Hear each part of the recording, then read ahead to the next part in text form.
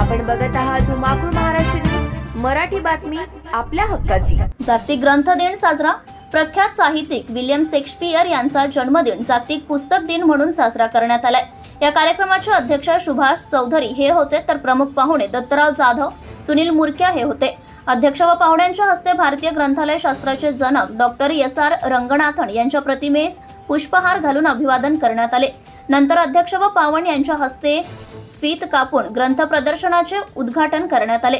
अध्यक्ष व प्रमुख पाहुण्यांचा पुष्पगुच्छ देऊन स्वागत करण्यात आले। कार्यक्रमाचे प्रास्ताविक ग्रंथ मित्र मधुकर चौधरी यांनी केले, तर आभार प्रदर्शन रोहित खात घेणे यांनी मांडले आहे।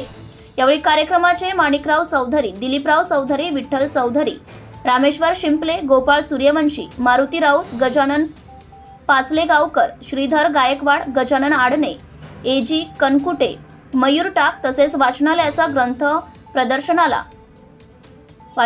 वर्ग ग्रंथ प्रदर्शनाला उपस्थित होता। धुमाकूळ महाराष्ट्र न्यूज साठी प्रतिनिधी संतोष तायडे, बोरीकर। आपल्या परिसरातील ताज्या आणि महत्त्वाच्या बातम्या पाहण्यासाठी आजच आपल्या धुमाकूळ महाराष्ट्र न्यूजला YouTube वर सबस्क्राइब करा आणि बेल आयकॉन प्रेस करा।